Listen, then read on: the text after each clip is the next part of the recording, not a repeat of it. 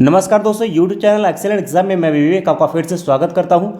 दोस्तों, पिछली क्लास में हमने सीडीबी में पढ़ा था विकास की अवधारणा, ठीक है, और उसके बाद हमने पढ़ा था विकास के आयाम या फिर हम कह सकते हैं कि विकास के प्रकार, जिसमें कि हमने आपको शारीरिक विकास, संवेगात्मक विकास, सामाजिक विकास, भाषागत विकास, ठीक है, ये सब चीज़ें हमने आपको क्लियर बता दिया था। ठीक है, उसी में हम टॉपिक में आगे बढ़ते तो एक शब्द आती है वृद्धि, ठीक है, यानी कि वृद्धि यानी ग्रोथ क्या होता है इसके बारे में जानेंगे, क्योंकि दोस्तों एक पार्ट है आपके ये विकास की और किस तरीके से ये दोनों आपस में अंतर रखते हैं। आज के सेशन में, आज की क्लास में हम आपको अच्छे से क्लियर करने वाले हैं।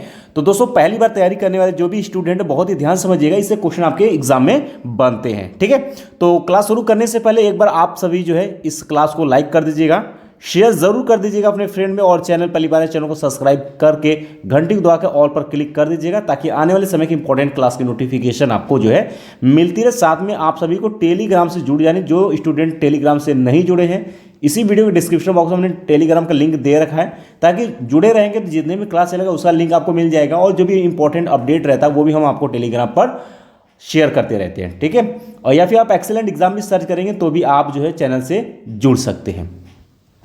तो ये है दोस्तों आपका ये तीसरा क्लास है बाल विकास में। तो सबसे पहले हम जानेंगे वृद्धि क्या है, और आपको नाम से भी क्लियर हो रहा है कि वृद्धि यानी कि बाल के विकास में जो वृद्धि है वही उसी के बारे में हमें यहाँ पर पढ़ना है। तो सबसे पहले हम बात कर लेते हैं ग्रोथ के बारे में कि ग्रोथ होता है क्या है, ठीक है, और उसके बाद फिर हम लोग पढ़ेंगे कि वृद्धि और विकास में अंतर, यानी कि दोस्तों ग्रोथ एंड डेवलपमेंट में जो है अंतर क्या है, जो कि सेटेट में एग्जाम में क्वेश्चन पूछा जाता है। तो चलिए पहले ध्यान सुन लीजिएगा कि ग्रोथ किसे कहते हैं। तो कहता है कि वृद्धि का अर्थ होता है बालकों की शारीरिक संरचना का विकास। ठीक है, अभी हमने आपको बताया था कि विकास के आयाम में एक हमने आपको शारीरिक विकास ही बताया था, तो हम कह सकते हैं ये वृद्धि भी आपका उसी शारीरिक बालक के शारीरिक संरचना के विकास के अंतर्गत ही आता है। ठीक है, अब ध्यान समझिएगा, वृद्धि में आप बालक के क्या इसमें गणना करेंगे, जिसके अंतर्गत आप रख पाएंगे यहाँ पर, जिसके अंतर्गत लंबाई, भार, मोटाई तथा अन्य अंगों का विकास आता है। वृद्धि की प्रक्रिया आंतरिक एवं बाह्य दोनों रूप में होती है। यह एक निश्चित आयु तक होती है तथा भौतिक पहलू में ही क्या होती है, भौतिक पहलू में ही संभव है। वृद्धि पर आनुवंशिकता का सकारात्मक एवं नकारात्मक दोनों प्रभाव पड़ते हैं। अब ध्यान समझ लीजिएगा, यानी ग्रोथ में यानी कि बालक के विकास में जो है हम कह सकते हैं जो वृद्धि होगा, तो वृद्धि के अंतर्गत हम क्या मापेंगे, ठीक है, एक बालक की, उसके अंतर्गत हम क्या रखेंगे, बालक के लंबाई को, भार को, मोटाई को तथा अन्य अंगों के विकास इसके अंतर्गत हम रखेंगे वृद्धि के अंतर्गत। ठीक है, साथ ही साथ हम कह सकते हैं कि वृद्धि की प्रक्रिया आंतरिक एवं बाह्य दोनों रूप में होती है, और यह एक निश्चित आयु तक होती है। और जबकि हमने आपको बताया था जो विकास होता है वो क्या होती है, आपके मृत्यु पर्यंत तक क्या होती है, चलती रहती है।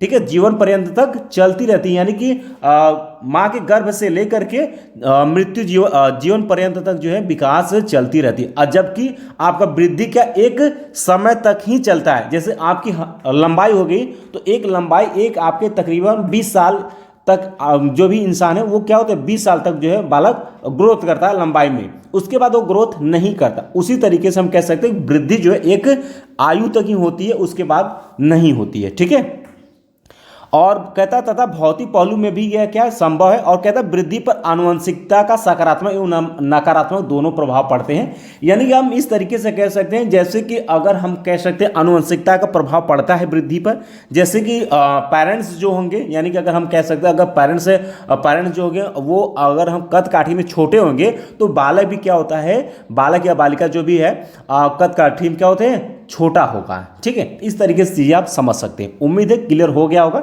यानी कि वृद्धि हम किसी बालक के शारीरिक संरचना के विकास को मानेंगे। ठीक, अब हम चलिए बात कर लेते हैं वृद्धि एवं विकास में अंतर क्या, जो कि मोस्ट इंपॉर्टेंट और इससे सीटेट एग्जाम में जो है क्वेश्चन जो है पूछा जाता है।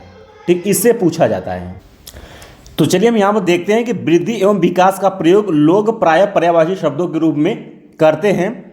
अवधारणात्मक रूप से देखा जाए तो इन दोनों में अंतर भी होता है। ठीक है, इस अंतर को हम निम्न प्रकार से भी हम व्यक्त कर सकते हैं, समझ सकते हैं। हमने आपको ये क्लियर बता दिया कि वृद्धि जो है आपके बालक के शारीरिक विकास को इसके अंतर्गत आप रखेंगे, ठीक है। जबकि विकास जो है वो आपका पूरे यानी कि वो जीवन पर्यंत तक चलता रहता है, तो उसमें विकास के कई आयाम थे जो कि हमने कई प्रकार से आपको हमने समझाया भी था, ठीक है। अब उसी अंतर को हम लोग यहाँ पर देख लेते हैं, बात करते हैं दोस्तों यहाँ पर वृद्धि और यहाँ पर हमारा विकास। पहले बात कर लेते हैं परिणात्मक क्या अंतर इसमें। तो कहता है वृद्धि शब्द का प्रयोग परिणात्मक परिवर्तनों जैसे बच्चे के बड़े होने के साथ उसके आकार, लंबाई, चौड़ाई, ऊंचाई इत्यादि के लिए होता है। जबकि विकास क्या होता है कि विकास शब्द का प्रयोग परिणात्मक परिवर्तन के साथ साथ व्यवहारिक परिवर्तनों जैसे कार्यकुशलता, कार्यक्षमता, व्यवहार में सुधार इत्यादि के लिए भी होता है। यानी दोस्तों इसमें अगर हम विकास में करें तो शारीरिक विकास तो होगा ही होगा, लेकिन उसके साथ साथ जैसे कि समय के साथ उसमें क्या होगा, बालक के कार्य कुशलता, कार्य क्षमता को भी उसमें मेंशन किया जाता है विकास में, ठीक है। लेकिन वृद्धि में सिर्फ लंबाई, चौड़ाई, ऊंचाई, आकार के लिए ही महत्व इसमें दिया जाता है।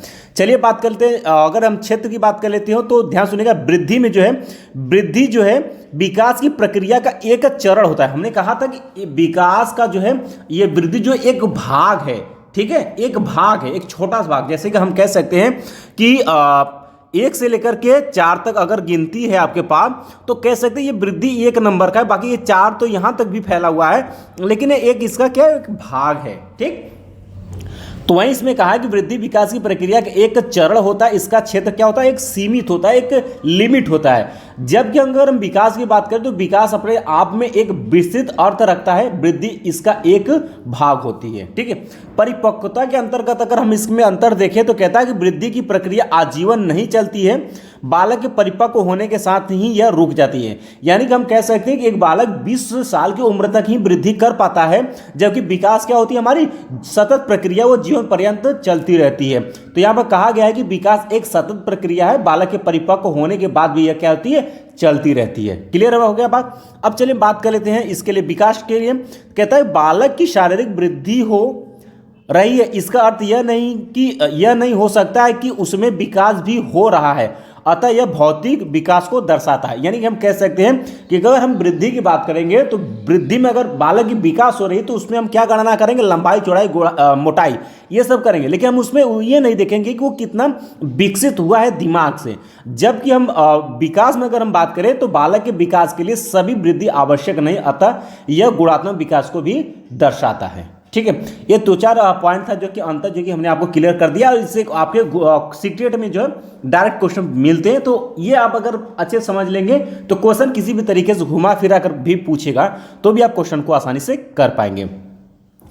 तो चलिए हमने वृद्धि बता दिया और वृद्धि और विकास में हमने अंतर भी क्लियर कर दिया। अब हम बात कर लेते हैं यहाँ पर कि वृद्धि तथा विकास को प्रभावित करने वाले कारक। मोस्ट इंपॉर्टेंट, ये इससे आपके स्टेटेड एग्जाम में क्वेश्चन पूछा जाता है कि वृद्धि और विकास को प्रभावित करने वाले कौन कौन से कारक हैं, उसके बारे में हम लोग देख लेते हैं।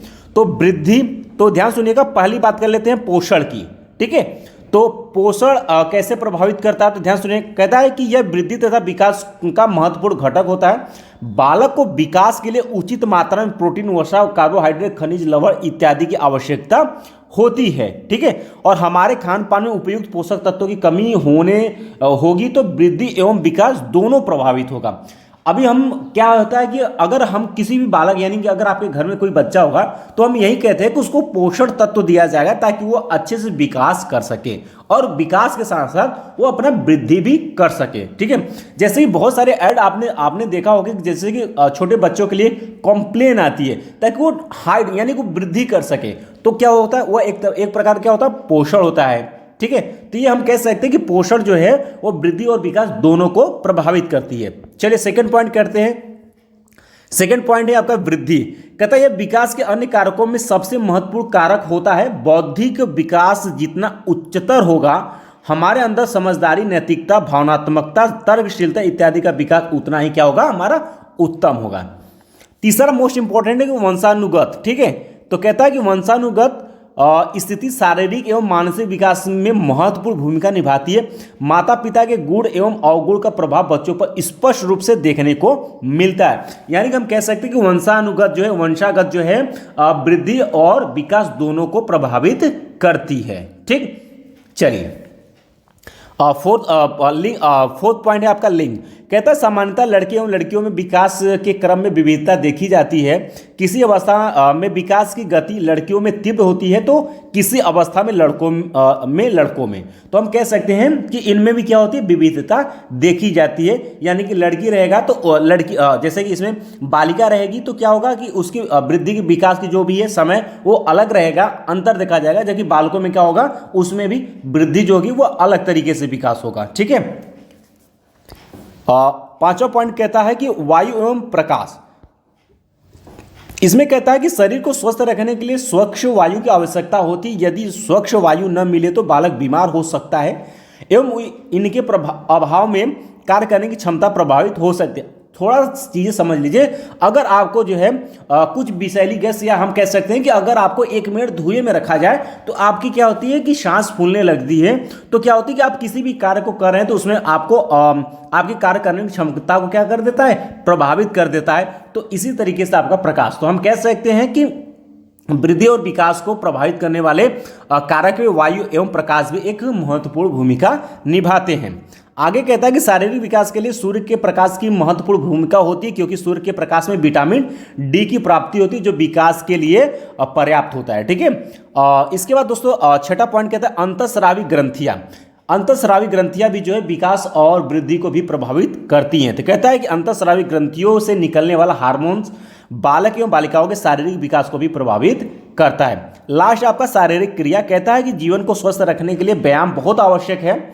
यह मानव की आयु बढ़ाता है तथा साथ ही व्यक्ति को सक्रिय बनाए यानी एक्टिव बनाए रखता है। तो शारीरिक क्रिया भी जो है आपके बालक के वृद्धि और विकास को भी प्रभावित करता है। ये 7 पॉइंट हमने आपको बता दिया कि कौन कौन से पॉइंट आपके बालक के वृद्धि और विकास को प्रभावित करता है। तो आज की क्लास हमने पूरी डाउट आपको क्लियर कर दिया। फिर भी किसी भी स्टूडेंट को कहीं पर भी प्रॉब्लम हो रही, बिल्कुल आप कमेंट आसानी से कर सकते हैं, आपका सभी डाउट क्लियर किया जाएगा। ठीक है। तो यहाँ पर आपको समझ में आ गया कि ये जो वृद्धि है ये विकास का एक भाग है। ठीक है। लेकिन विकास क्या है, विकास का एक बालक या फिर हम कह सकते हैं कि एक मानव की संपूर्ण विकास है। ठीक है। जो भी क्रिया हो रही है आपकी गर्भधारण से लेकर के मृत्यु पर्यंत तक। ठीक है।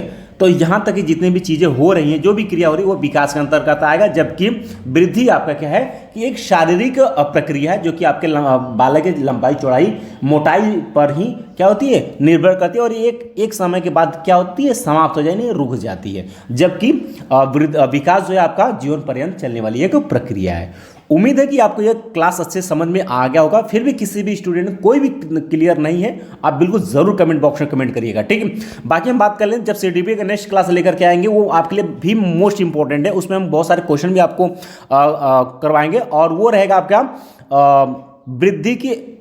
ठीक है। वो आपका टॉपिक रहेगा वृद्धि की अवस्थाएं, और ये अवस्थाएं से हर साल एक क्वेश्चन जो है आपको सीटेट एग्जाम में पूछे जाते हैं और इस बार भी इससे क्वेश्चन आया था। ठीक है। तो इससे हम आपको अच्छे से क्लियर करेंगे और बहुत ही शानदार तरीके से क्लास कराएंगे। और इस बार आपके जनवरी 2024 में जो एग्जाम हुआ था इसमें कौन सा क्वेश्चन आया था वो भी हम आपको करवाएंगे। ठीक है। तो चलते चलते एक बार क्लास को आप लोग लाइक कर दीजिएगा, शेयर जरूर कर दीजिएगा अपने फ्रेंड में, और चैनल पहली बार चैनल को सब्सक्राइब और घंटी को दबाकर ऑल पर क्लिक कर दीजिएगा।